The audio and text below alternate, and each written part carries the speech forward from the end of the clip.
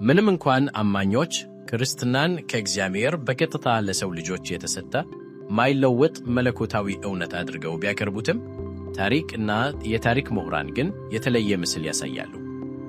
ክርስትና በታሪክ፣ በአርኪኦሎጂ፣ በጽሑፍ ትንተና እና በንጽጽር ሃይማኖት ጥናት ሲመረመር በተወሰኑ ማህበራዊ፣ ፖለቲካዊ እና ባህላዊ ተጽዕኖች ስር በሂደት የመጣ የሰው ልጅ ሃይማኖታዊ ወግ ሆኖ ይገኛል። ክርስትናን በታሪካዊ መነጽር መረዳት እምነትን ወይም ሃይማኖትን መጥላትን አይጠይቅም። ይልቁንም ማስረጃን፣ የታሪክ አውድንና ምሁራዊ ታማኝነትን ይሻል እንጂ። ክርስትና የጀመረው በአንደኛው ክፍለ ዘመን በሁለተኛው የቤተ መቅደስ የአይሁድ እምነት ውስብስብ ዓለም ውስጥ ነው። ይህ የአይሁድ መንፈሳዊ ድባብ አንድ ወጥ ሳይሆን በሕግ ትርጓሜ፣ በመሲህ ተስፋ እና በዓለም መጨረሻ ጉዳዮች ዙሪያ በተከፋፈሉ ቡድኖች የተሞላ ነበር። የናዝሬቱ ኢየሱስ የዚህ ማህበረሰብ ውጤት ነው። አብዛኞቹ የታሪክ ምሁራን በጥቂት መሠረታዊ ነጥቦች ላይ ይስማማሉ። ኢየሱስ አይሁዳዊ ሰባኪ ነበር። የእግዚአብሔር መንግሥት መምጣትን አውጇል። በ30 ዓመተ ምህረት አካባቢም በሮማውያን ባለሥልጣናት በስቅላት ተገድሏል። ስለ ኢየሱስ ሕይወት የሚናገር የዚያ ዘመን የሮማውያን የሕይወት ታሪክ ጽሑፍ ከራሱ ከኢየሱስ የተገኘ ጽሑፍ ወይም ከሕይወቱ ጋር በቀጥታ የተያያዘ የአርኪኦሎጂ ማስረጃ የለም።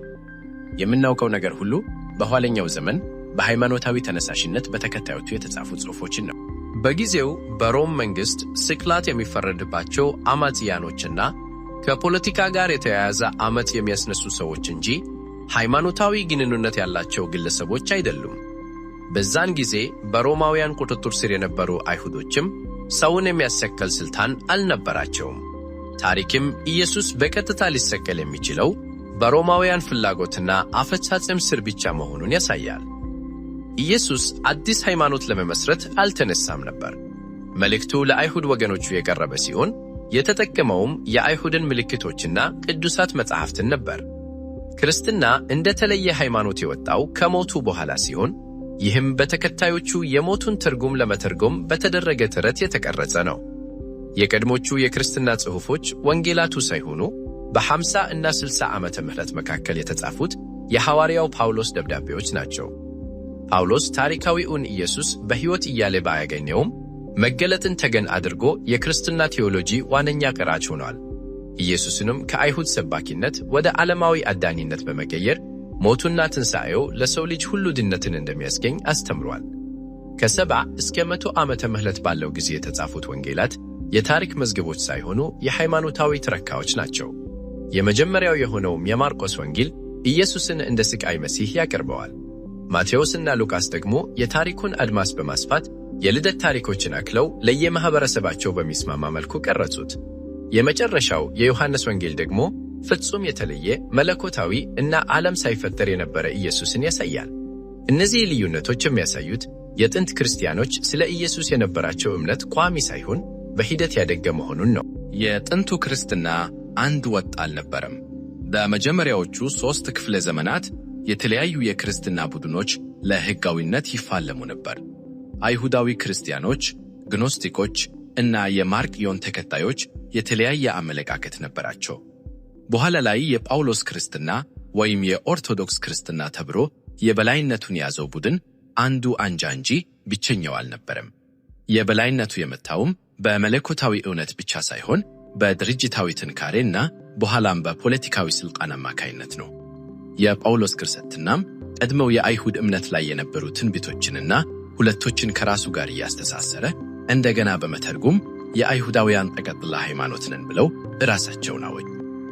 በ373 ዓመተ ምህረት ንጉሥ ቆስጠንጢኖስ ክርስትናን ሕጋዊ ሲያደርግ በ380 ዓመተ ምህረት ደግሞ የሮም መንግሥት ይፋዊ ሃይማኖት ሆነ። ይህ በቤተ ክርስቲያንና በመንግሥት መካከል የተፈጠረ ጥምረት የክርስትናን ባህሪ መሠረታዊ በሆነ መልኩ ለወጠው። እንደ ኒቅያና ኬልቄዶንያን ጉባኤዎች የክርስቶስን መለኮታዊነትና ባህሪ በክርክር፣ በድምፅ ብልጫና በፖለቲካ ተጽዕኖ ደነገ። ልዩ ሐሳብ ያላቸውም መታገድ ጀመሩ። አርዮስን እንደ ምሳሌ ማንሳት ይቻላል። በመቀጠልም የተበጣጠሰውን የክርስትና አስተምህሮ አውድ ወደ መሰብሰብ ተኬደ። የአሌክሳንድሪያ ፓትርያርክ አትናቴዎስ 27ቱን መጻሕፍት ብቻ ቀኖናዊ ሥልጣን ሰጥቶ ሌሎቹን ኑፋቂያዊ ናቸው ሲል ፈረጀባቸው። በዚህ ተነሳሽነት በሂፖ ጉባኤና በካርቴጅ ጉባኤ ተደረጉ እነዚህን አስተምህሮች ዓለም አቀፋዊ ለማድረግና ሌሎቹን ለማውደም ውሳኔ ላይ ተደረሰ። በዚህም የመግደላዊት ማርያም ወንጌል፣ የቶማስ ወንጌልና የይሁዳ ወንጌል የሚሳሰሉት መጻሕፍት እንዲወገዱ ተደረጓል። በመካከለኛው ዘመን ቤተ ክርስቲያን በአውሮፓ ውስጥ ትልቅ ሥልጣን ያላት ተቋም ሆነች። ሆኖም በ16ኛው ክፍለ ዘመን የማርቲን ሉተር ተቃውሞ የአንድነቱን መንፈስ ሰበረው። ይህም ለበርካታ የሃይማኖት ጦርነቶችና ለክርስትና ወደ ሺህ ለሚቆጠሩ ዘርፎች መከፋፈል ምክንያት ሆኗል። በዘመናዊው ዘመን ደግሞ የሳይንስ እድገት እንደ ዝግመተ ለውጥና ስነ ፈለክ ያሉ ግኝቶች ለመጽሐፍ ቅዱስ ቃል በቃል ትርጓሜ ትልቅ ፈተና እየሆኑ መጥተዋል።